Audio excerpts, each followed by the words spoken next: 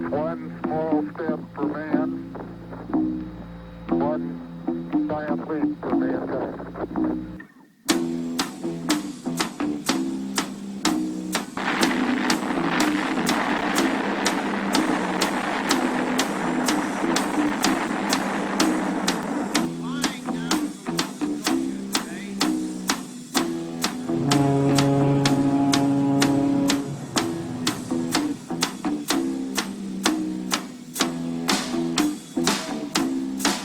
Founded by men of many nations and backgrounds.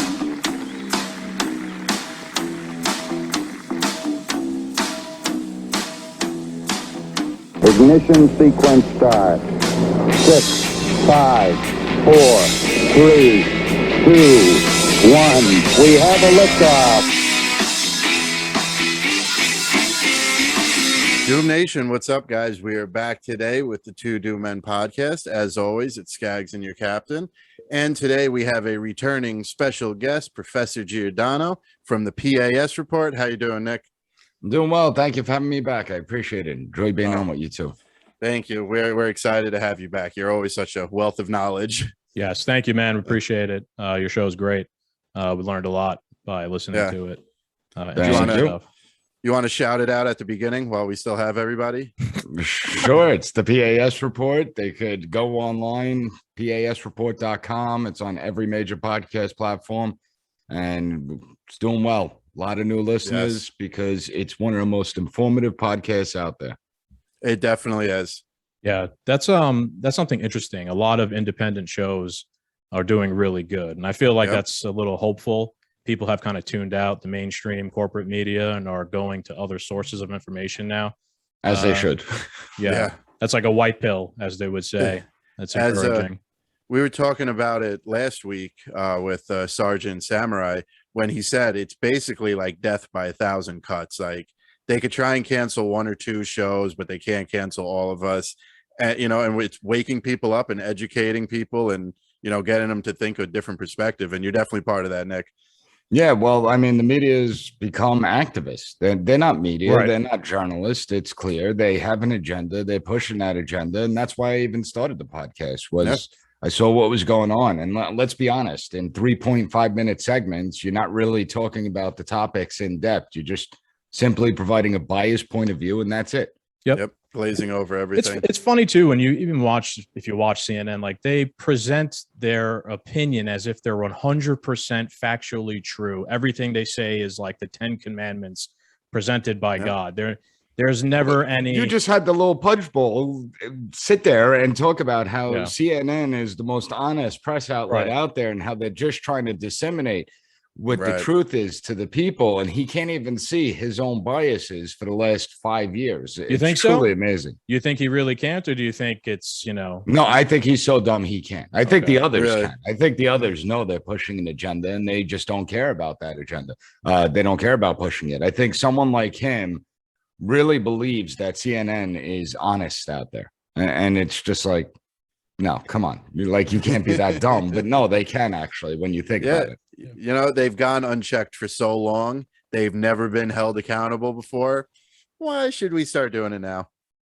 Yeah, well, I mean, the American press, and we tend to forget our past. We tend to think like this press was always like this straight up entity that would just report the news and give us the facts. But actually, when you look at our history, that's not the case. I mean, in the beginning of this country, a lot of politicians actually own the press outlets, and they were propaganda machines. And then when you look at certain things the press reported, it was more like friggin' gossip columnists than it was actual news. So nothing's really changed. One way I always looked at that too is, we've learned in history, the Nazis were big on propaganda. Kim Jong-un is big on propaganda. What makes you think America is any different, that it doesn't have some sort of propaganda machine, pushing an agenda? People for some reason, I guess, used to think, well, we're America and we don't do propaganda here. No, we do. We have since the beginning of this country, and we'll continue to do so, especially in times of crisis. I mean, if you look at the stuff that was coming out in World War II, support your country and blah, blah, blah. And it was all for good reasons. Propaganda can be used for good. Unfortunately, now it's used for the negative. Yep. And we're seeing the results of that.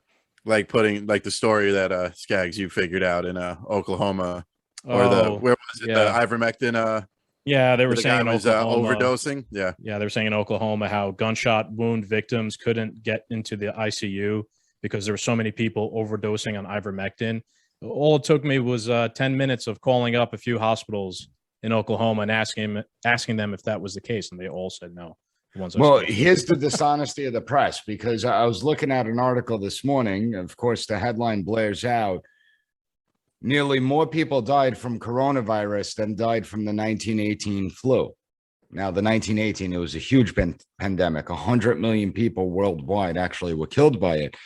And so right off the bat, it was a red flag to me for them to say that. So when I go into the article, you actually look at it, and I'm just sitting there, they're comparing apples to oranges. So they're saying 675,000 Americans died with the 1918 Spanish flu. What they don't tell you is that we were a country of 100 million people. Right. We are now a country of 329 million people. yeah. And so if we're really going to equate the deaths, well, you'd have to time, it would be 1.8 million COVID deaths would equal the deaths of the Spanish flu. So you see the dishonesty. And some of it is to push an agenda, as we said. Other times it's simply clickbait. They want you to click on the headlines because that's what generates their revenue. You know, people need to realize the media is an industry. They need to make money. And so getting viewers, you're not getting viewers by saying, oh, everything's just hunky-dory out there and there's nothing really new to report. You get viewers when people think they're going to die. And that's why they've spread so much fear with this coronavirus, because they want people to tune in. You get viewers when you talked about President Trump segment after segment after segment for 4 years. That was drawing in the viewers. And that's part of the problem, that it's this entity that has an agenda. At the same time, it also wants to make money. And it's a dangerous combination when you have that. Yep. And also, you know, going back to like when I was in school for media and stuff like that, you're saying like it's clickbait. Every time it's a click, it's another so many dollars to their revenue. There's been a big change in journalistic integrity since like social media and stuff, because now an advertiser had a completely different formula to formulate how much profit their advertisements were making back so many years ago. Now you can literally count the number of people who click it, so you know how much to pay out for your advertisement. Like it's a counting machine. And that's why there's this, you know, huge focus on just headline driven topics that last 2-3 seconds because everyone clicks on it out of fear or anger, and they don't really get any information, but the advertisers got everything they needed. They made the money. Yeah. Interesting times, man. We're in like human society. We're in uncharted waters here. How do we navigate this exactly? There's a really, I guess, no big deal, you know, in terms of what you're saying, Chris, if it's like the Kardashians or the NFL, like that, if that's what the news is about. Well, it's the when same it's about thing a that pandemic applies. and it has like an actual direct effect on your life, you know, we got to figure out some way to navigate that. I just saw recently Bill Maher actually said how some poll he was referencing about how like 70% of Democrats think that 45 to 50%, like the hospitalization rate for COVID is like 45 to 50%, or I believe it was either hospitalization or how many people hospitalization. Died. That if you get coronavirus, you got a 50 to 70% chance of being put in the hospital, and the real number is between 1% and 5%. Right. And even Bill Maher is like, you know, this is crazy. This is what the media has done to everybody. Yep. So, Nobody, you know, you said it in a text the other day. Everybody who's afraid of this still are the vaccinated people. And like the vaccinated people who just went and got this vaccine, and I'm not saying not to, but like they're always the ones that don't know that like there's a 99% survival rate, is, you know, unless you have some type of underlying condition, and it changes it. Yeah. Well, that's what the media has done, instill so much fear. But the dangerous part is it's not that they've just instilled fear. We see this government amassing more and more power. They've usurped the people's authority, and literally half the country is okay with that. Yeah. Because they're that's so the crazy afraid. thing. And that's the scary part, that you see where it's heading. And it's not just here in the United States. We see it in Australia, in France, in Italy, in Austria, where these governments that were supposed to be liberal democracies are actually pretty damn authoritarian. Yeah. I mean, hasn't that always been the playbook too, historically? You know, authoritarian regimes have used fear Right, Yeah. fear and crisis to usurp power from the people. It's trial It's the tested, exact playbook. approved. Well, I mean, I just told my students, think about 2 years back, prior to the coronavirus. If I would have told you that government was going to determine what businesses are essential and which ones aren't, if I told you that governments were going to determine when, where, and how you could practice your faith, what you must wear when you leave your house, whether or not you could enter a building, you would have told me I'm a tinfoil hat conspiracy theorist. And yet here we are. And when you look at it from that perspective, what makes us any different than any authoritarian regime out there? Yeah. We were worried about this at the beginning of COVID. And no, it's not like that. It's not like that. And now we're 18 months into, 2 weeks to flatten the curve. Yeah. Well, here's the amazing part. I come from the emergency management, homeland security arena. I actually worked on pandemic plans. I wrote pandemic plans. And I was telling my students prior to the lockdowns and everything, I'm like, listen, it's something that we have to take serious. We have to pay attention to. But the key indicator is you look at who a virus is infecting. Now, it's normally old people and the very young that the virus affects. It's the young people that you grow more concerned about because obviously they're the future, their productivity, and there's all these metrics in place. I'm like, it's old people with pre-existing conditions we see it affecting. I'm like, so I'm not necessarily concerned right now. I'm like, when you see me walk in with a hazmat suit on, that's when you guys need to worry. That's when you should be concerned. But this virus seems to only be affecting older individuals, meaning young, healthy people are going to be fine. This isn't like the global pandemic, the one that has the 10% kill rate that we fear, that all emergency managers are horrified because we know one of those is coming down the pike sooner or later. But the reaction and how quick people were to give up their power was astonishing to me. I never thought I'd see that, and yet here we are. Where people say, forget the Constitution, let government do it at once. Yeah, a lot of weakness. It's scary how people can't see past that, how they can't see the encroachment on your liberty, how they're ripping up the Constitution. People genuinely believe that once this is over, it will go back. Everything will be fine. Yeah. They'll give up the emergency powers, just like they did after 9/11. They got rid of the Patriot Act and the NSA spine. They got rid of all that stuff. That's the amazing part. You would think like people, and I put out a question weeks ago. I put out the question for all those people that support all the measures and the mandates and blah, blah, blah. I asked them, at what point would you say government's going too far? Like name one thing where you'd say, all right, now the government's out of line. And not a single one ever responded to me. Of course they wouldn't, but not a single one did. And that's the frightening aspect, that essentially there is no line that could be crossed, even though we've seen them crossed over the course of the last year and a half. And you're absolutely right. It's not like power ever gets fully restored to the people. Government will restore some of those powers, but they'll also calm people down. Several other powers. And then what happens during the next crisis? We now set a precedent. And what happens when we face an even worse crisis? Then imagine what it's going to be like. It's going to be insane. Yeah, was a saying, there's nothing more permanent than a temporary government program. Yeah. So, that's where we're at. What are you going to say, Chris? We've moved past. I don't even really remember. I was going to go down. Oh, no, I know what I was going to say now. I've been seeing more on social media because we're talking about how people are so quick to give up their freedoms for this, quote unquote safety. A lot of people have started to be like, to have pointed it out that like a lot of people are giving up their rights because they don't believe that they're like suited to make their own decisions. You know what I mean? Like where like it gets to a certain point where you're like, are you just that incapable of being a human being? Or are you actually scared to like take your own health into your own hands? Like, do we have to baby you so much that the government has to tell you you're sick today? Even though you're not, we're going to tell you you're sick today. Well, you just said it. You just said, do we have to baby you so much? These are people that have been coddled their whole life, that haven't had to really sacrifice for anything. When we examine it, that's part of the problem here in the United States, that we've kind of had it too easy. We haven't had a real struggle. You look at people that have come over from Eastern Europe, they have a completely different mindset because they understand what it's like to live under tyranny and authoritarianism. It wasn't too long ago, the Soviet Union controlled their entire areas.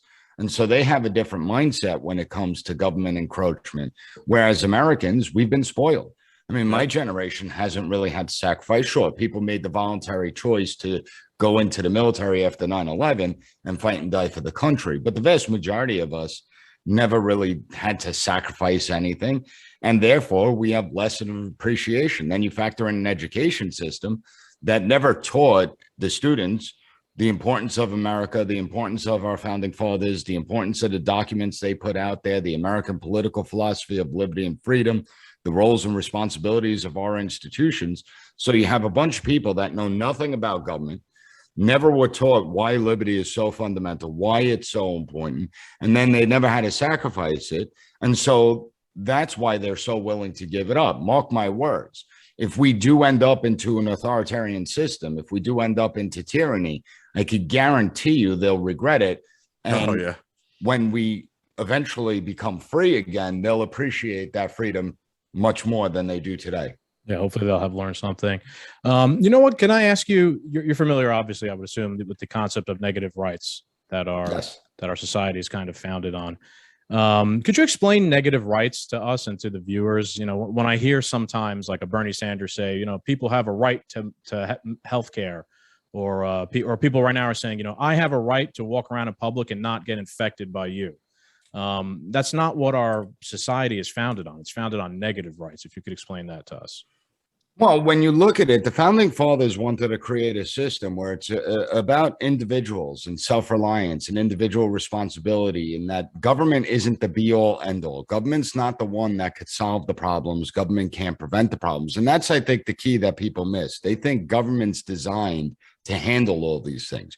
Government's designed to serve as like a referee within society to make sure there's some order within society, as opposed to just being this be-all, end-all entity. And so when we examine, you know, what the people like Bernie Sanders want, or Elizabeth Warren, or any of the far left Marxist people, the reality is government can't do these things. I mean, they can't fix potholes, right? And yet we expect them to run a huge healthcare apparatus. So the founding fathers, they understood this concept, but they also understood the weaknesses in human beings. That part of human nature is that the second something goes wrong in society, we look to government to fill that void. We look to government to solve that problem, as opposed to looking at the community level to maybe solve that problem, because they're better suited to do that. What happens is ultimately government gets all these powers, and it kind of blurs the lines. So we have a system of federalism where we have two levels of government, neither of which are created by the other, and they both operate independently of each other. The federal government is responsible for certain things. The state governments are responsible for other things. Our founding fathers understood that the federal government, when it comes to them, the overall responsibilities are important when it comes to things like interstate trading, and when it comes to things like a national currency and protecting the homeland, that's the better suited role for the federal government, to make sure that people's rights are being upheld, that people could exercise their liberty. The state governments, since they're closer to the people, the state governments could get more into the personal policies, like education, like healthcare, and those sorts of things. This idea that we're going to send healthcare to the federal apparatus doesn't make any sense to me. Why wouldn't we do a universal healthcare system at the state level first? Like, I mean, I don't know, let's say California. I mean, California is a far left state, just voted not to recall them, one of the worst governors in the entire They fucked union. They certainly did. But they're constantly talking about free healthcare. All right, so do universal healthcare in California. That would make far more sense. And then guess what? If it fails, which it will, at least you didn't screw it up for the other 49 states out there. At least you didn't screw it up for all the people in those we all states. got to go down. You know, but that's the thing. They want to implement it on the federal level, because if it fails, it's still going to stay intact. As you said, there's no government program that ever goes away. If you do it on the state level, people will see that failure, and then people in other states will say, I don't want my healthcare to be like that. You're not changing my healthcare system. And so they know it will never be successful. But if you could get it done at the federal level, guess what? Think about how much power the federal government has over your life. And something that we're going to talk about a little bit, but this is like a little preview. Do you really want, you know, people are constantly saying, I'm sick and tired of insurance companies making the decisions about whether I could get surgery or whether I could go see a specialist and all this. Okay, so do a universal system. Guess what? There's still going to be people making decisions, only it's going to be a government bureaucrat. And then what happens when our politics and our bureaucracy is actually weaponized on ideological grounds? What happens then?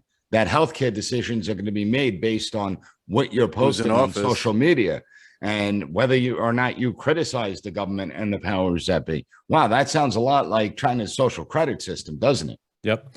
It's interesting because I used to be a big Bernie guy a few years ago. And when we first started doing the podcast, I still liked some of the things Bernie was proposing, especially this Medicare for all thing.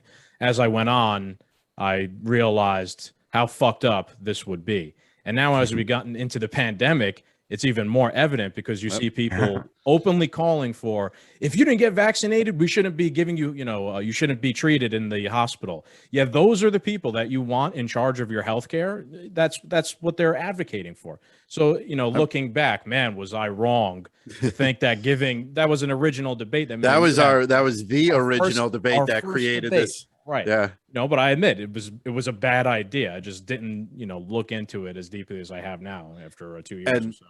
This was the problem I had with it back then. I think the idea of a universal healthcare system is great, but we can't leave it up to the government because they're the least trustworthy people to do this job. Yeah. And it has to be something where it comes down to being realistic, and I asked my students this today. I'm like, you brought up universal healthcare system. Okay, what are we giving up in the process? Not just in healthcare, but what are we giving it up? We can't have everything. We can't have this huge military apparatus. We can't have this huge education system and taking care of roads and bridges and food stamps and disability. We can't have all these programs and think we could just add a universal healthcare system, universal community college system, universal daycare system. It doesn't work that way. So what are you willing to give up in the process? And I explain to my students, I don't care what they believe on the issues and everything, but understand, I don't care what policy it is. I don't care if it's being proposed by Democrats or Republicans. There are going to be positive benefits from that policy, but there's also going to be drawbacks of that policy. Any policy that you speak of, even if it's policies you support, there are going to be positives, there are going to be negatives, there are going to be winners, there are going to be losers. And we have to take the totality of the policy. Unfortunately, it's much easier to just say, I want this and not have to explain, well, what are the drawbacks, what are the advantages, and actually analyze it. That's why programs like this are good, because you actually have time to have the debates, to actually explain things, where in the media, it's just either pro-universal healthcare or anti-universal healthcare. Right. When it's like, no, it's much deeper than that. And that's how the media is spoon-fed it to everyone. You're either with us or against us on every topic, and none of you are going to do the research about it. You are the domestic terrorists. Yes. Yep. To be fair on myself, that's the way I used to look at it when I was like a Bernie bro. That, when Bernie gets into power, if he becomes president, he'll do Medicare for all, and that will add to the budget, but he'll cut back on military spending. We'll do like a reprioritization of what we're spending money on. Looking back, that was naive, because it doesn't matter who becomes president. They're all going to increase the military spending, increase the budget, astronomically every time. So and when you actually look at the budget, because that's one of the exercises I do in my class, here's the money we generate in tax revenue. Here's what we spend each and every year, and here's the programs that we spend it on. Here's what universal health care will cost us. Find me the money. And they're astounded that I help them, because obviously it's too difficult for them to figure out. I'm like, all right, I'll start you off. I'm going to double the tax rate on everyone. Just right off the bat, I'm just going to double everyone's tax rate, and I'm going to slash the Department of Defense budget by 50%, like gutting the Department of Defense. All right, we're still $2 trillion short. Find me the money. What else are we cutting?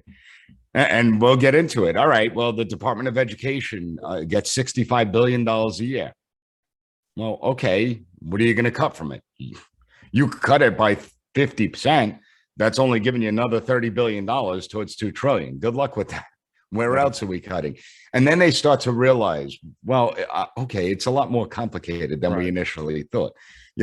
Universal healthcare is a great slogan, but in reality, it's much more difficult to put a program like that in place, especially with a country with 329 million people, especially with the complexity of government that we actually have here.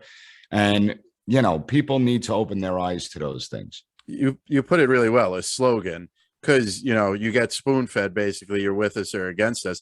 And when it's a good feeling slogan like universal health care for all, anti-gun, just any of these real like slogans that you hear constantly that people are fighting over, they're not looking what they're about. They're just, oh, that sounds good. That's the right choice. I'm going to go ahead. I want universal health care for all. Yeah. Well, both sides like to throw red meat to their audience. They do. Are you familiar, Nick, with Jimmy Dore? Podcaster, he's a liberal, leftist, right? Liberal podcaster. Yeah. Reasonable, though. Reasonable, yes, very reasonable. He's made the point before that, some of these Democrats have been running on Medicare for all for years, and it never gets passed because they're using it as a sort of carrot on a stick. Vote for me and I'll get Medicare for all passed. And they'll be able to fundraise and continue their political career using Medicare for all, but they'll never pass it because if they do pass it, then they're out of a job. Then they're out of a job, right? They'll have nothing else. That's it, one trick pony. So I disagree with his Jimmy Dore's methods or his ideology, but I respect him for being able to call that out. Is that these guys are all phonies? They're just using it because it sounds nice. And they're fundraising, and furthering their careers. Like I said, I would love to pressure Democrats to actually do it at the state level. Unveil it. Let the American people see what it's all about. Put it in a place like California. I could guarantee you that if you put that on one of the ballot initiatives in California, I guarantee you it passes. Right. And so test it out. This way we could end the conversation. This way we don't have to even waste our time talking about it anymore, because I'm tired of sitting there debating people who just go by the slogan of universal health care, and it's all emotion. It's, you hate people, essentially. That's what it comes down to, where no, just let's try it. And if it doesn't work in California, then can we put the kibosh on it and never speak about it again, please? Well, why would that's they do my that? Whole thing. Why would they do that? Because once it's proven that it doesn't work, then they can't get it done at the federal level.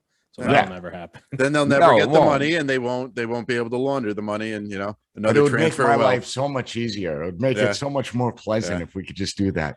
It's a good approach though for like your everyday like argument, and be like, okay, let's try it in California then. Well, I encourage everyone in California that's watching this that believes in universal health care. You guys could start your own ballot initiatives. Kick it off. Start it. Force the government to actually do it in California. Make all those people put their money where the mouth is and implement something like this. And if you don't like it, well, too bad for you. You're the one that you voted for this. You got it. They're gluttons for punishment in California. Like we said before, they for some reason still want. They want. New York's not that far behind, though. No, they're not. Well, let's be honest here. They didn't fuck up. This is what they want. Enjoy. Good luck. I wish you the best. Hope but Republicans screwed up. Yeah, I think. I mean, let's be honest. First of all, if I was advising the Republicans, I would have told them to flood that state like never before. Republicans have this habit. If we can't win something, we're not going to waste our time, money, and investment on it. That's why they haven't gone into certain urban communities. Yes. That's why they surrendered these communities. They don't waste their time in places like New York and California. They sit there and with their tunnel vision, they're like, well, no, we got to focus on the purple areas. We got to focus on the swing places. No, if you go into the communities in places like New York and California, where they're actually devastated, where the people only vote Democrat because that's all they know, and no one else from the other side is actually coming to talk to them, you're not going to win over any votes. Now, the California recall was the perfect time to do something like this, because you didn't have the distraction and have to defend other areas. You didn't have to defend swing states. So they could have dumped a ton of resources, but they ignored it like usual, because they're morons. And that's why they don't make any headway in any of these states. So as much as Jimmy Dore's right about how Democrats use certain things for talking points, we have the same thing on the Republican side, where most of them are just inept, they're incompetent, they have no fight in them whatsoever, and they just simply want the gravy trains to keep on flowing. They just want the status quo to remain, and they stay and have their seat and get to hang out with their lobbyists, and that's it. So it's both political parties that are complete disasters. Yeah. But we allowed them to get this way also. In terms of California, a lot too, of stuff. I think one of the things that happened is Newsom made the recall election about Trump and the far right, and Larry Elder made it about like local issues, the restrictions, The boring stuff. And But even Larry Elder screwed up in the sense where if I was advising him, of course the left is going to come out there. Oh, he's going to take away abortion. He's going to take us back to the days of segregation and Jim Crow and instilling all these voting rights. The better argument that Larry Elder should have made was, hey, I'm going to stop the bleeding in California. Understand that as governor, you still have a state legislature controlled by Democrats, like overwhelmingly controlled by Democrats. So it's not like you're going to be getting this far right agenda that Gavin Newsom's talking about. What I'm going to do is stop the bleeding. Unified government is what's destroyed California for all these years. So at least put a Band-Aid on it, at least stop the bleeding. And then we could start talking about ways that we could fix it. We could have the debates. We could talk about policy issues.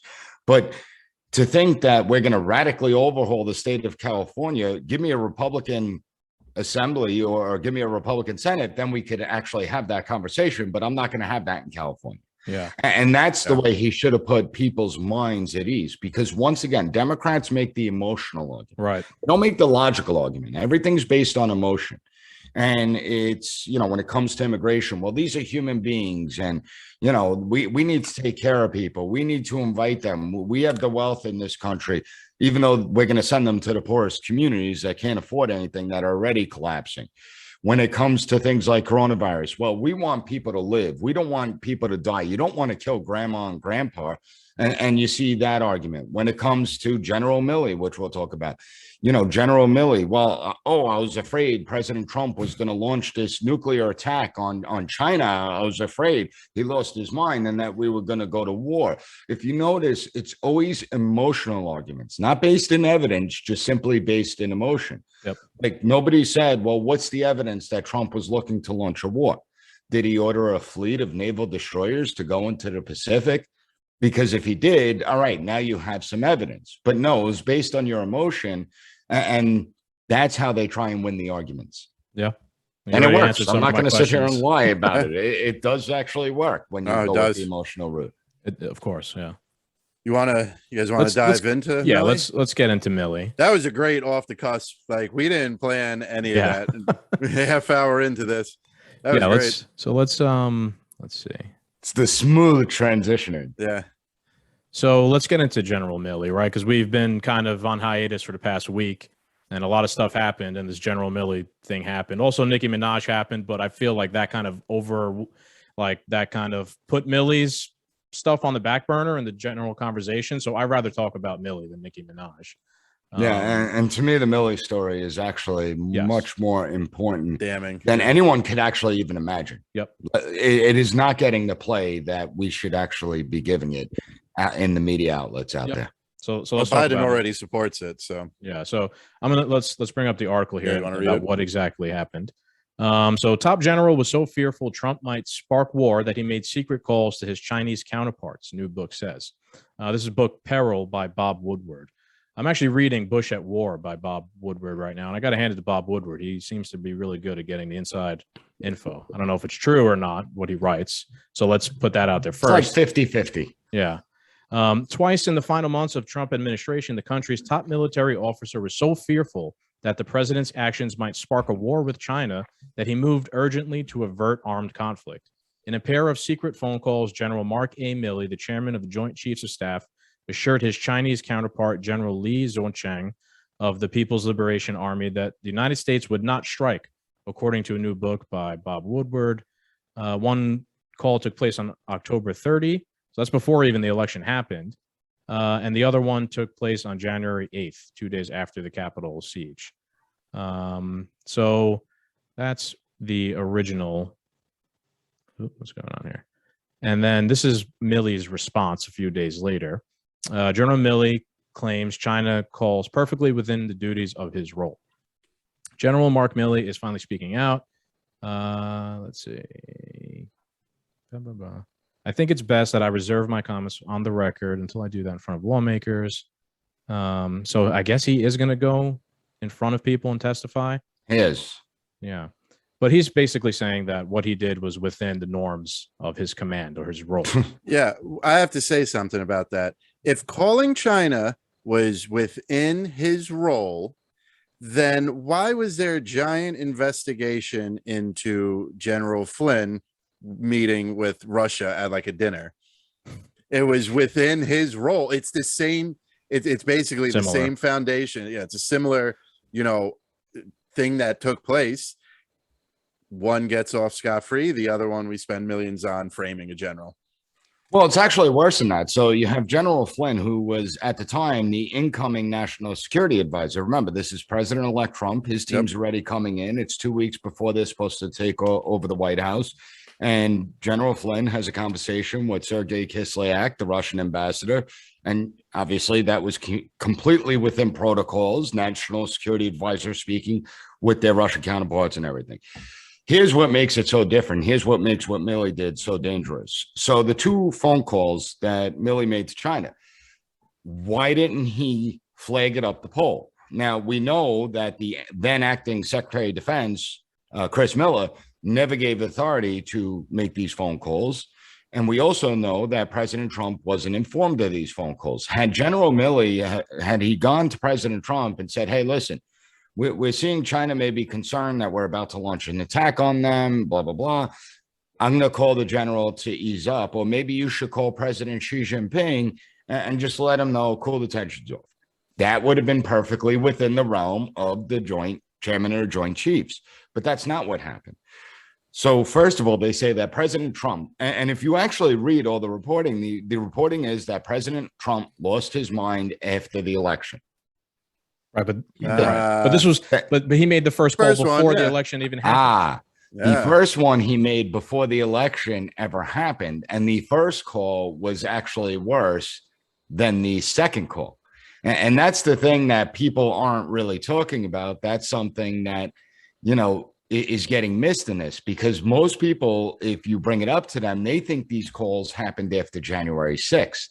However, that's not true. Now, the October 30th call is the one where Milley said that the American government's stable, everything's going to be okay.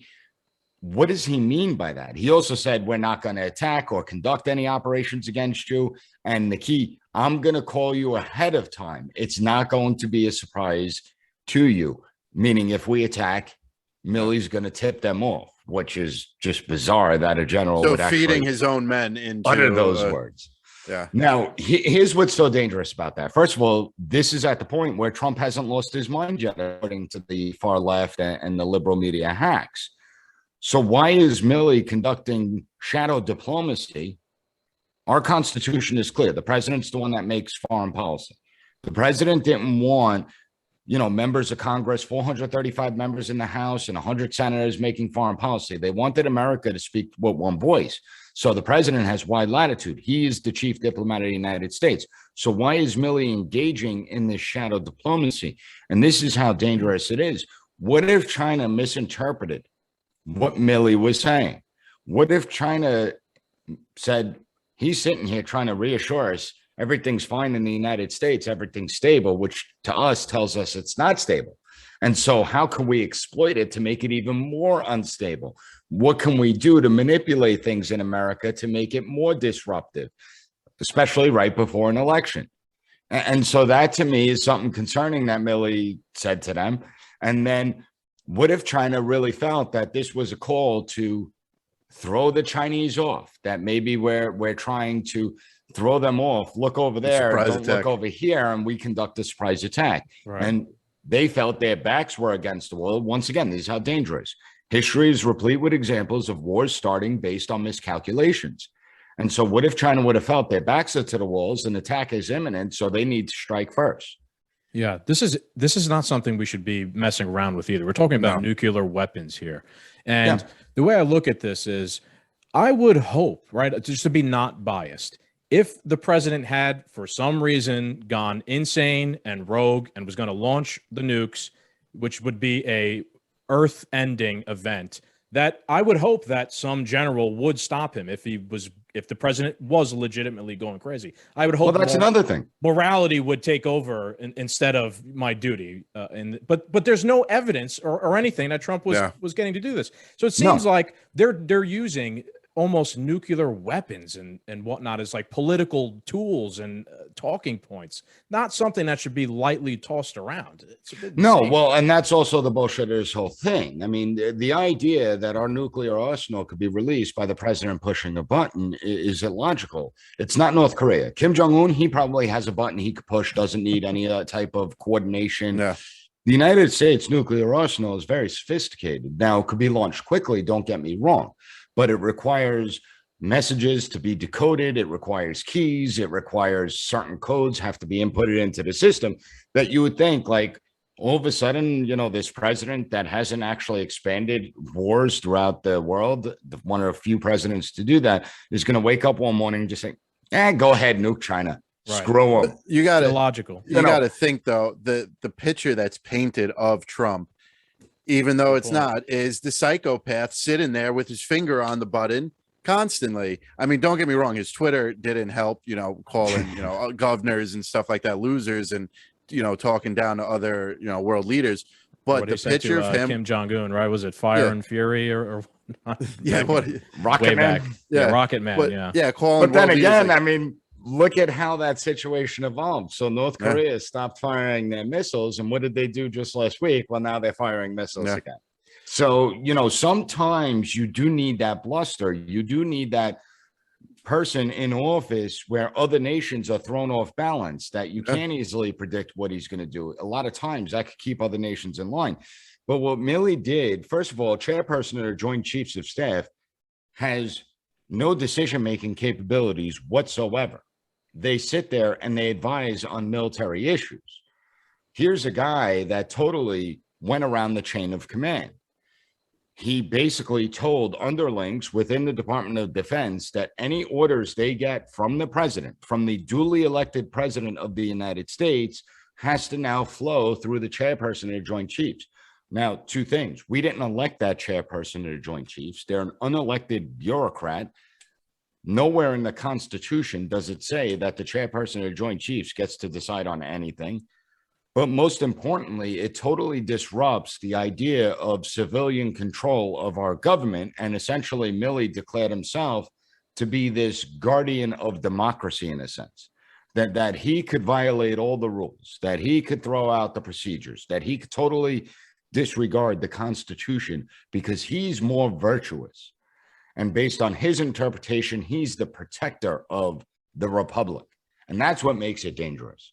That you have a bunch of unelected bureaucrats that think that they can do whatever the hell they want, as long as it's deemed in the greater good, and they're never held accountable. They actually get away with it. So you get out of jail free card, commit treason, and well, it was for the good cause. So we're going to get away. Absolutely. That's the theme that's going across all of the federal government right now. Forget about even just this situation, every other situation.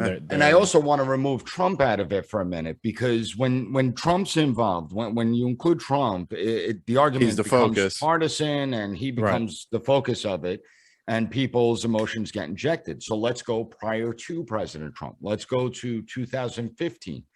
Where the Central Intelligence Agency, now I'll remind everyone, the Central Intelligence Agency is not allowed to conduct their operations against Americans.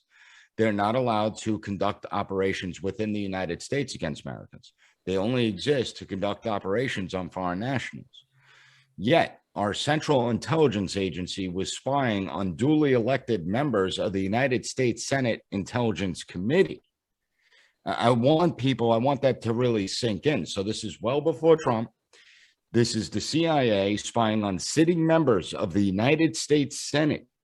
Now, they said that the reason that they were spying on them is because they believed the Intelligence Committee was mishandling classified information. Well, first of all, that's the FBI's job to investigate, not the CIA. Secondly, you're going to investigate your own stuff. That was a bullshit cover story, because what happened was the Intelligence Committee was actually investigating the CIA. They were conducting oversight over the CIA. So now the only logical explanation why the CIA would be spying on sitting members of the Senate and looking at their emails and their text messages and maybe phone conversations, the only logical explanation is they were looking for dirt on sitting members of the United States Senate. Now, CIA was caught red-handed in this. And what did the CIA do? Well, then director John Brennan came out and apologized, said he was sorry. And That's everybody, yeah. Yeah. Nobody was No held accountability. accountable. Nobody was arrested. Nobody was thrown in jail. Not only We no saw- accountability, but that guy John Brennan has a cushy job, I believe, at CNN now, Yep. setting does. talking points for the media. So Absolutely. you got a promotion. CIA's involved, You got and a it He's also one of the always goes biggest to shit. advocates for the whole Russia collusion Right. scandal. Yep. So when we look at it, you have these unelected bureaucrats that think that they could do whatever the hell they want. You had the Lois Lerner issue with the IRS, where they were targeting Tea Party groups because they disagree with those groups. They wanted not only financial records, which that's one thing, but they also wanted a list of the donors and their financial records. And that's something that's truly bizarre. We've never seen that happen.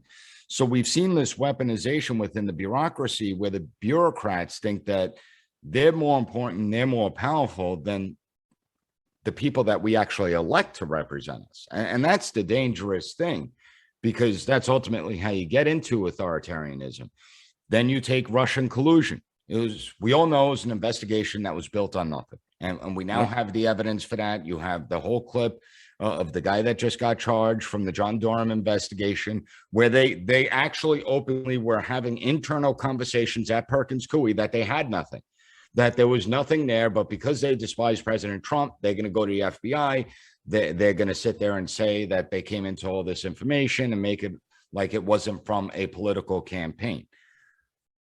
Well, damage that did to the United States. You have Jim Comey, Andy McCabe, Peter Strzok, all these people that are sitting there saying how they leaked information, classified information to the press, which is illegal. They committed perjury before Congress, which is illegal. But they say they did it for the greater good, that the American people, this part I'm putting in their mouths, that the American people made the wrong decision in the 2016 election. And it's up to these guardians of democracy to correct the American people's mistake. That's what these bureaucrats actually think. That's what goes through their mind. They think they're the noble, holy warriors of the 21st century, the modern day Paul Revere's, the modern day George Washington's. Meanwhile, they're a bunch of damn fools that are going to destroy this country, because I've never seen anything like, in order to preserve democracy, well, we have to destroy it. That doesn't sound like it makes too much sense. They need it in their image. Yeah. Correct. Let me ask you a question, especially in terms of an agency like the CIA, who's so deeply embedded, God knows, and how many things around the world, how deep that goes. Just, say I make you President Nick, and you become in charge. How do you even attempt to roll back something like that? That even if, I guess, the president maybe has the authority to just sign off and be like, I'm eliminating the CIA. But would that even really do the job? Because they're so deeply embedded in every facet of everything else. I don't know. How do you even roll back an organization? And they just like that? continue secretly operating. Put them back in check. Well, it is a problem, but at some point we do have to figure out how to reform the system. I mean, the system has definitely grown so large. When it comes to something like the Central Intelligence Agency, first of all, I'm someone that believes that almost half of middle management could be completely eliminated and nobody would ever notice. Nobody would notice the difference. Then I would also eliminate all the heads of these agencies and departments, all the top level senior leaders within these agencies, because they've been tainted. They've allowed their ideology to infect their work, and that's not what it's supposed to be. There's about missions and accomplishing those missions. When you take something like the CIA, they do an important mission. I don't want to understate that. They do an important mission because they're supposed to protect us from adversaries, from foreign adversaries overseas that want to do us harm. They're supposed to protect us from those that want to commit espionage against the United States. So you don't want to eliminate them completely, but at what point do you say, pick your poison? I mean, if they're going to turn their amazing, awesome power against us internally within the United States, well, then, yeah, maybe we do need to have a discussion. But I would literally downsize all these agencies and departments. I believe that they were already bloated to begin with. Well, cut them down to a point where they have to prioritize, and they really do have to focus on the most important threats out there that are overseas, as opposed to wasting their time on the bullshit here in the United States of some amorphous domestic terrorists that they never actually explain or define for us. I would do the same thing to most of the agencies out there. And then I would try and shutter. Now, President doesn't have this ability. Congress also has to approve it. But I would try and shutter several agencies and departments that we simply don't need. Return the power back to the states. One of the things that the president can do, though, is when the president comes into office, they have to appoint like something like 4,500 people to staff the offices. That's a crazy job to even have to do. Absolutely. But guess what? I just wouldn't staff them. I would leave all those positions vacant. And that's it. No temp lines, no anything. And then sooner or later, you'll see that the agencies will naturally have to downsize because they can't keep these positions open. And that might be a way, but it takes time and it takes courage. But when we look at the idea of this bureaucracy that just thinks it could do whatever it wants, we need to get a check on it. And this is not a partisan issue. It's not about Democrat. It's not about Republican. I always explain to people that if our system turns authoritarian, do you think it matters what political party you belong to? I mean, if the United States collapses, we're all going to suffer. It doesn't matter if you have the right political ideology or not. It's not going to make a difference. And you have this idiot, and I will say he's an idiot. Usually I'm respectful of the office of the presidency. You're much more respectful than we are. Yeah. Well, that's why we had you on our show. Well, listen, I always try and respect the office of the presidency. I mean, even down when I call politicians idiots, morons, imbeciles, I always try and use their titles and everything. But when President Biden came out with his dictatorial decrees and how he's mad at Americans, freedoms in the backseat, our fault, and you know his patience is wearing thin, and I'm very upset with him. In any event, you have this idiot come out and say, no, what General Milley did is completely acceptable. He was defending the Constitution. And I'm sitting there like, you do realize you just gave justification for General Milley to disregard every order that you give, right? Because all he has to do now is make the argument that, hey, President Biden is in cognitive decline, which I think is clear to everyone.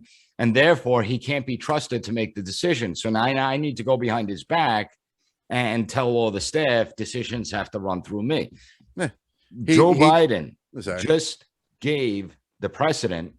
He just said it by not firing Milley immediately. And that's how stupid he is. He doesn't realize how it could be used against him.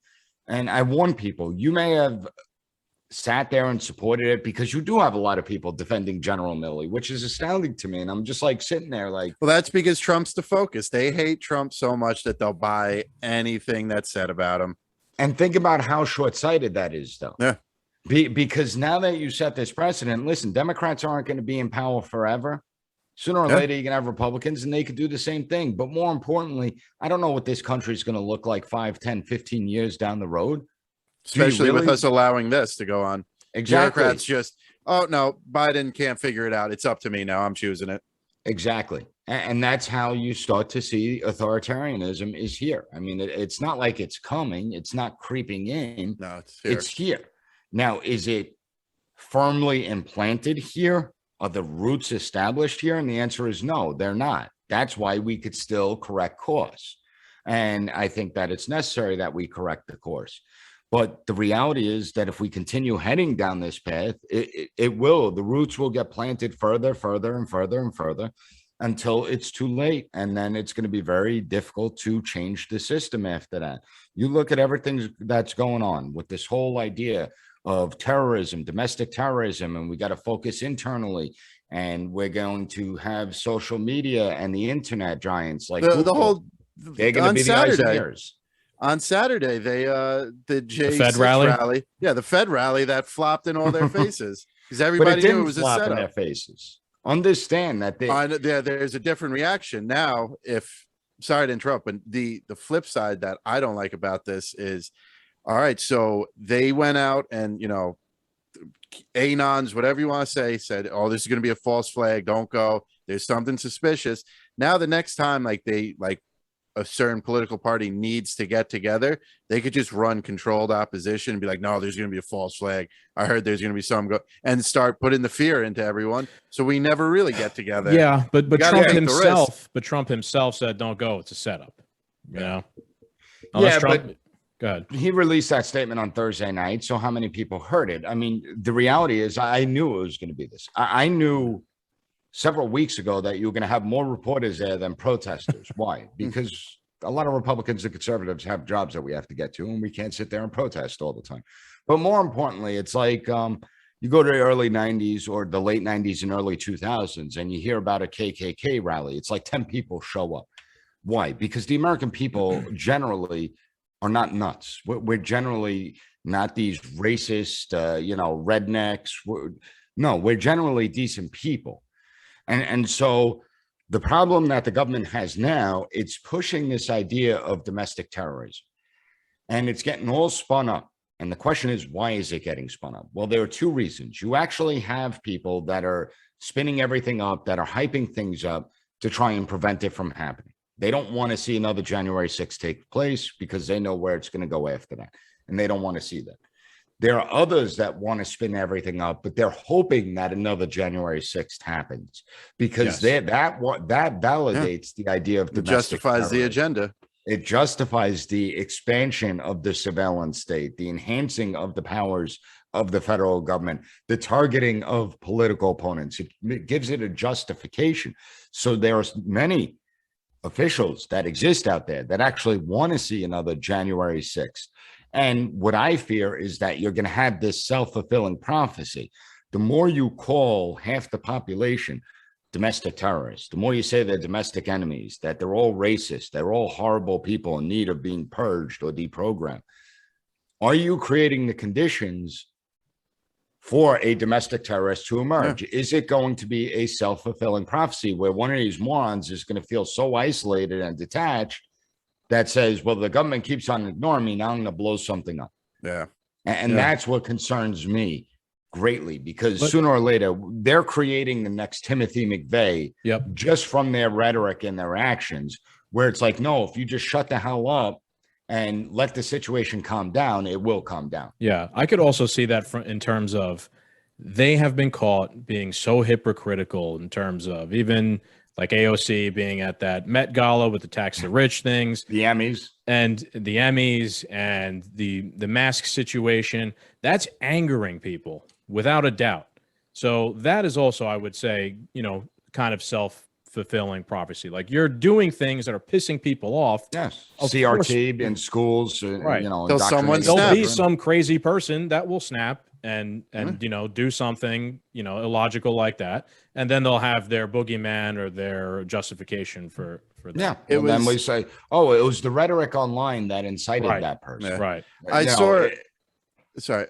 was listening to, I believe it was either Dave Smith or Tim Pool, but they were talking about something like very similar to this a while back, where they brought in like the BLM protests. Like they're saying this is in the name of Black Lives Matter, but it's kind of like mild aggression, and they're hoping they get met with like a huge amount of aggression so they could call you a racist.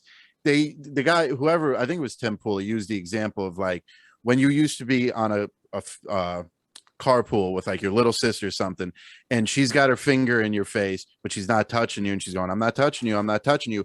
And you get so annoyed, you cock back and punch her in the face. Now who's in trouble? You, because you retaliated.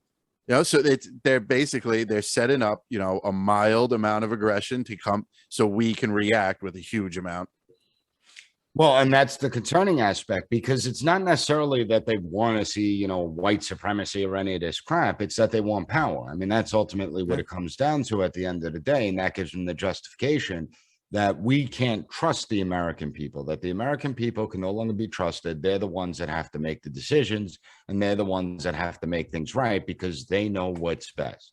Their egos have certainly gone to their heads.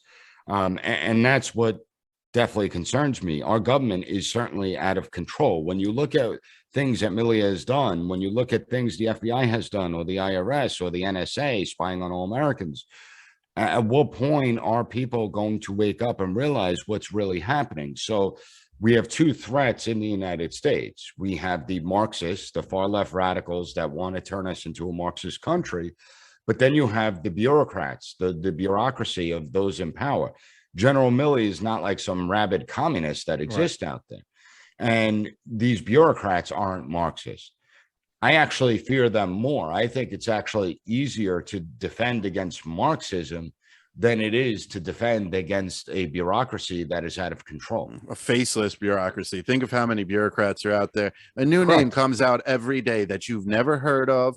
That's some important position that you also never heard of. Like, and the one entity that's supposed to be providing oversight, which is Congress, they're the ones that are supposed to provide oversight and hold these people accountable. They're not doing it. And I go back to when President Trump first took office. You had Senate Majority Leader Chuck Schumer. He was on Rachel Maddow's show, and I'll never forget this.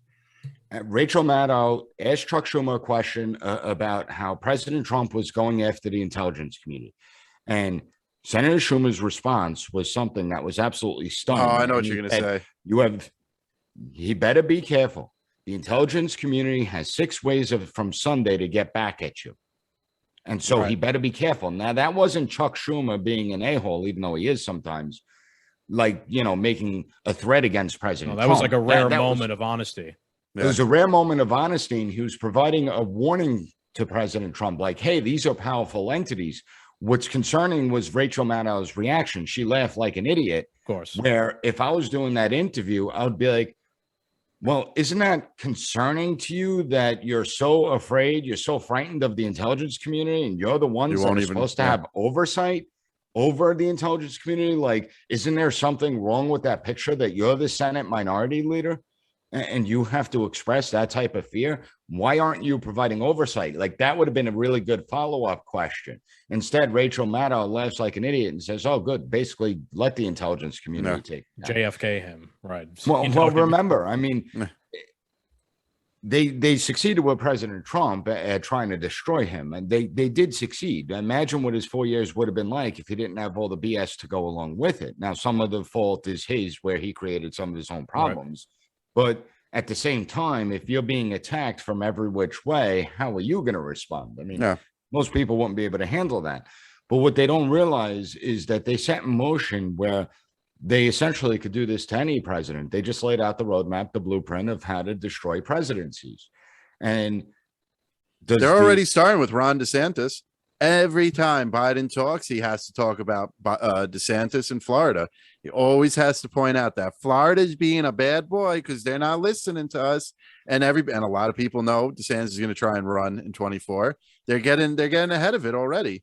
Well, they're trying to, but the thing is, with the bureaucracy, I'm sure they're not big fans of Joe Biden either. They certainly aren't big fans of Kamala Harris. That's for sure.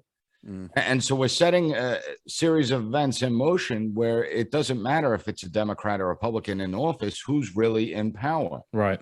And it's essentially the bureaucracy. More shadow government. Once again, we didn't sign up for that. That's not what the Constitution says. The Constitution makes it actually explicitly clear that we have a legislative branch, an executive branch, a judicial branch. They all have their responsibilities, but we, the people, are the ones that are supposed to oversee the system and have say within the system. Well, if the people are just being disregarded because the powers that be think that they know better, well, you may still go out and vote in an election, but you aren't a democracy. And again, it's not just here we're seeing this. Look at what's going on in Australia and Italy and France. There's like riots going on because of the draconian decrees of their governments. So we're seeing essentially the collapse of the Western world. That's what we're starting to see. Yeah. Scary times. And nobody's standing up. There's been a lot of protests around the world too against some of it. There's more protests in other countries than there is here. Oh yeah. That's concerning to me that people haven't been, this actually brings it back to something you said before, where you said conservatives have jobs. They don't have time to be activists or to go out and protest. I think that's a problem, right? Because the left is out there all the time. The left will burn down their own city to get something they want.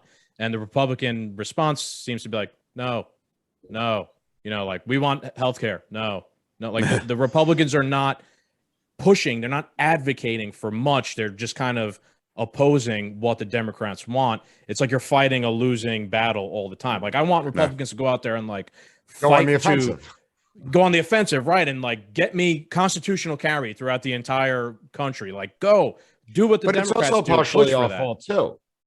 Because, we might not have time to protest, but we have time for civil disobedience. And what I mean by that is, how many places I've been to, like, where it's like mask required, blah, blah, blah. I'll walk in without my mask. Nobody will say a damn thing to me. In fact, people will start taking off their mask. And I'm like, well, why'd you wear it in the first place? I mean, that's the thing. Like, if nobody's wearing a mask and they show up somewhere, are they going to arrest everyone? If every single student in a high school shows up and isn't wearing a mask, are they going to send every kid home? And then every parent should be like, yeah, I'll be there in 15 minutes to pick my kid up and not show up till like 2 o'clock in the afternoon or something. But it's things like that we actually can do. We could say, you know what? No, we're not going to sit there and just listen to these decrees. You want to put in mass, you want to make mass a law, that's fine. Put it through the legislative branch. We have legislative branches for a reason. You don't let these draconian decrees by one person, the chief executive of the state or the president of the United States. It's not the way it works. And so people can push back. If enough people say, you know what? I'm not going to show my vaccine passport, whether you're vaccinated or not. If you're vaccinated and got the vaccine, don't show your passport at restaurants. Why should you? Why are you normalizing this? It's not normal, and don't normalize it. Don't give it any credibility. And guess what? If the restaurant, I see people that are unvaccinated try and go into restaurants and they get into a fight. Oh, you're discriminating against me, blah, blah, blah. Why would you even want to give your money to a restaurant? That's the way I look. That's what I've been saying. Yeah. Instead, avoid those restaurants. Call them out on social media and avoid them. Because guess what? When they're not push making comes money, to shove, they won't enforce. They're not going to be the little enforcers of government anymore. And I would remind all those restaurants out there, remember, it's the government that put you in this position in the first place. They're the ones that shut you down in the first place. They're the ones that made you go broke. So why are you enforcing their unconstitutional decrees? So we actually do, as ordinary people, have a lot of different avenues that we could use in order to defy the system. It doesn't mean you engage in violence. It doesn't mean you act like an idiot. It doesn't mean you curse people out or threaten them in any way. There are smart ways to do things. I mean, I've never had my Twitter account, Facebook account, any social media account suspended. Why? Because I think before I actually press the tweet button. I make sure I make sure that what I'm writing cannot be used against me in any way. I make sure that I'm formulating a good point that's going to get my point across. If I went out there and I just tear Joe Biden and Nancy Pelosi and all these other politicians, I just tear them a new one, I call them names, and then I get booted off. What did that accomplish? Well, it accomplished nothing. I'm not changing anyone's mind, and now I don't have a voice anymore. Right. Whereas if I craft my arguments, if I actually use respectful disagreement with people, now I could start to change some minds. I could have debates with people, and I still have a platform where I could get my message out and reach those people that may not be so political. And that's where Republicans, I think, make a mistake. Yeah, I agree. Definitely. That's actually, Chris, something me and you have spoken about, how we disagree with, let's say, YouTube's rules, how you can't talk about this, you can't talk about that. But I've told Chris, we've discussed it, like, it's a terrible mistake to not know what the rules are and then get your channel banned. And now, because you didn't know, and now you can't reach people that you might have been reaching before and spread your message and try and change their minds on the million other issues that are just as important, let's say, as ivermectin or something like that. And we also started a TikTok under the same kind of idea, because there's all these young people on TikTok and they're being fed one point of view, the liberal leftist point of view. Let's take our show and some of the ideas that we like to push out there, and let's put it on TikTok. I don't like TikTok. I don't like the idea that the CCP is behind the companies or whatever that's controlling it, but I'll take the hit if it means trying to get my message out there to people that wouldn't have seen it otherwise. Well, and also post things as questions. Yes. Yes, that's what I do most of the time. People need to realize that if you post certain things as a question, you can't get censored over that. You're asking a question. If you're making a statement, then it's different. Then you can get that false and misleading label. Well, if I'm posing something as a question, can they really give me a false and misleading label? And so they'll try. Ways. That stuff is all bullshit anyway. So how many of those fact checks are? I had a fact check recently. Checks are false. I fact checked the fact checkers.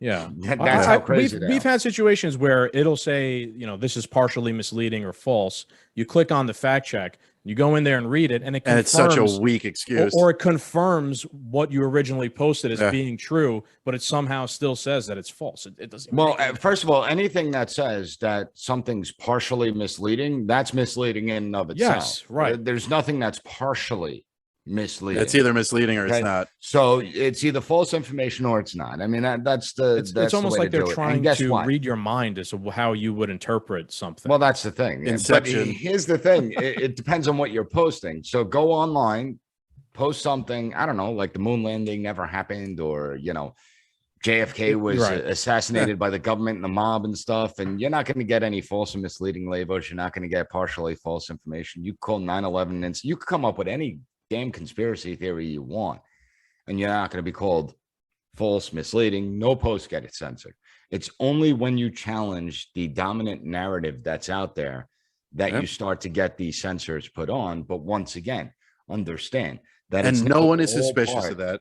Well, it's all part of the big state apparatus now. It's something that is wide out in the open. You had Jen Psaki a few weeks ago talking about how they're flagging posts for social media. You have the National Strategy for Countering Domestic Terrorism in Pillar 1, where they lay out that the social media companies, the internet, is going to serve as the eyes and ears of what's going on within our society. But more importantly, in Pillar 2, that the government is going to work with these companies to control the flow of information. So it's all there for us to see. It's not like they're hiding it. It's just that there's still so many Americans with their heads buried in the damn sand that they don't see what's really going on. They don't want to see what's really going on. And to them, it's like, no, Republicans just want people to die. You said it before. Once we go full authoritarian, it doesn't matter what political party you were. We're all screwed. And Skaggs and I always say, we're really just here so when we're on the bus ride to the gulag, we get to turn around and go, I told you so. Right. I'm not going to gulag. I'm going to be illegally crossing the border of Mexico. I'll be getting You'll see there. You'll see how illegal immigration will reverse. Yeah, I'll be being made an example of outside. They're going to need flashbangs and a team to get me.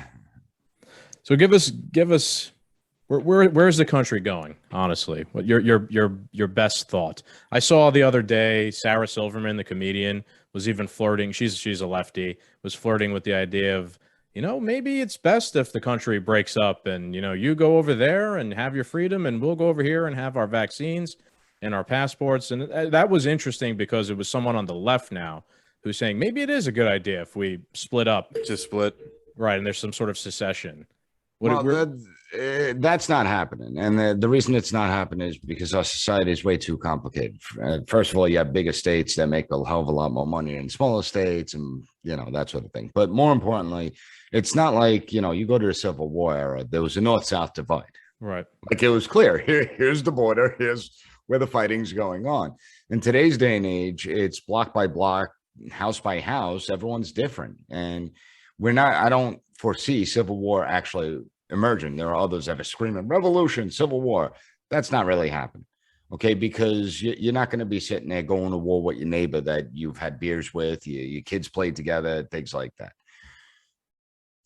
I can't say exactly for sure where it's going. It's hard to say. A lot of times when we look at our past, we tend to have this nostalgic view of our past, that everything was just easier, it was better, times were simpler back then. When you actually look at the history of the United States, we always had challenging times, from the collapse of the Articles of Confederation, the War of 1812, the Great Depression in 1833. Yeah, obviously the Civil War, then the longest depression from 1873 to 1896. Then you go into the whole idea of the Great Depression, World War II coming about, the civil rights movement. We were very divided in the 60s and the 70s. We had inflation was through the roof. The gas lines that were taking place. So we look back and we see that we were divided before. I mean, Vietnam back then, we were divided in a lot of cases. And ultimately, we figured out a way to move forward. And so the question is this one of those times where we're going to figure out a way to move forward and coexist with one another? That's my hope. The only thing I fear is that the government is being granted so much power over the course of the last 30 years. It's not a Republican or Democrat thing. It's both parties were willing to grant this power to government and keep on expanding and expanding and expanding. And not only that, now we have social media that makes us factionalized even more, makes us deeper entrenched. A lot more open. Yeah. You have a lot more misinformation. And so there's a lot of variables today where it's hard to predict. And then you have the idea that people don't know about the United States. They're unfamiliar with the core concepts within the United States.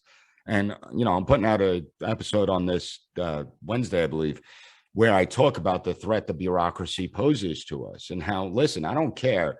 I'm a conservative. I'm not going to sit there and hide it. I'm not going to sit there and make it, try and sugarcoat my issues. I believe the way I do on policy issues. I'll always be open about it. I'll be upfront about it, and I'll back my opinion up with my evidence and analysis.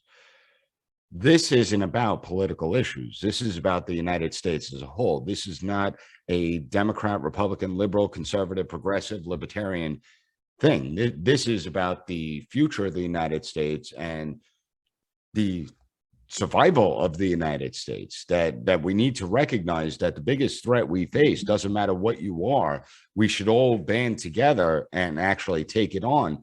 And that's why you're seeing this weird alliance begin to form between people that are very liberal on the social issues and economic issues, the Glenn Greenwalds, the Matt Taibbi's, the Bill Maher's, and then you have conservatives like myself finding themselves in alignment with these people where we could disagree on every policy issue that exists out there.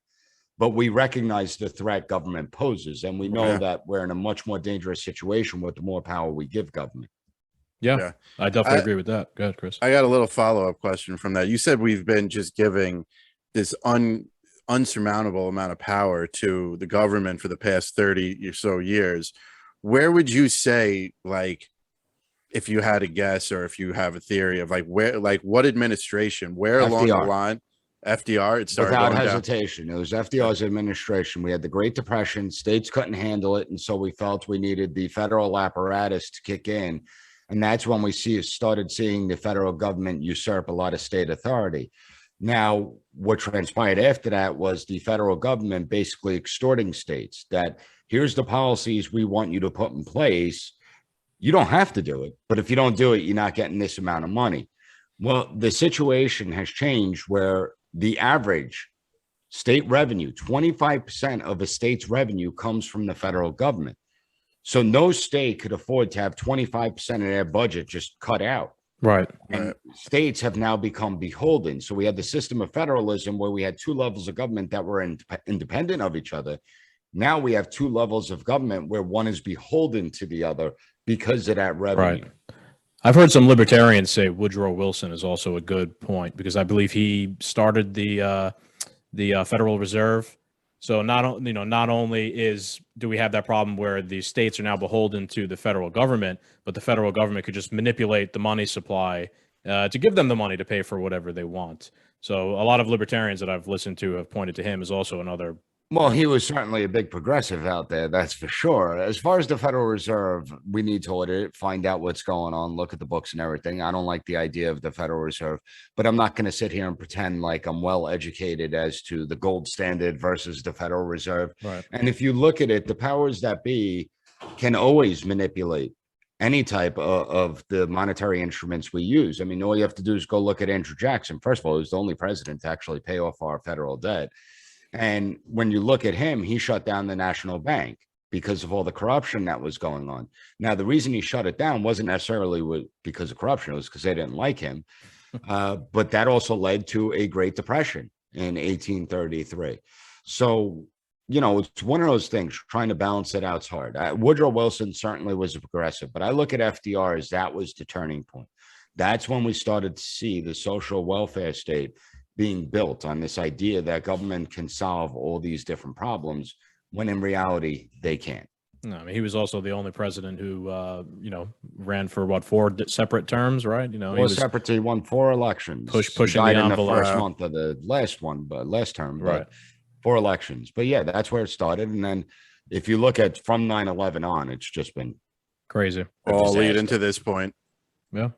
All right. It's crazy. You got anything else, Chris? Or I mean, I had the other stuff, but I mean, we've covered a lot today. This has been a great conversation. Yeah, as always. Well, I appreciate you guys inviting me on. Always enjoy the discussion. So you do great work out there, and thank you. You do great work. I really appreciate your show. It's I learn a lot. Inspires the hell out of me. Yeah. Yeah, I learn definitely. something new constantly. You do more people need to hear you. More people need to hear us too. But yeah, you're doing great work out there, Nick. We got to wake up the masses. Yeah. Do you have a one way or TikTok, another. Nick? No, you I have a don't do TikTok. You should China do it, man. Controls TikTok. You should do it. You should do it. Make just to expose yourself. It's worked for us since we started doing it. I mean, we outpaced Instagram in like 3 weeks, and now I mean, like, we are light years ahead of followers on TikTok than we were on Instagram. Yeah, I just look at it in terms of getting the message out. Yeah. More people are seeing the content, but yeah. All right. Anything else, boys? That's it. All right, Nick, thank you so much. Make sure you check him out on the PAS report, where all major podcasts are heard. Make sure you subscribe to him. Always make sure you like, share, and subscribe our show, the Two Doom Men podcast. Check us out on our Linktree. What is it, Skaggs? Linktree.com/2doommen. All right, guys. Talk to you later. Good night.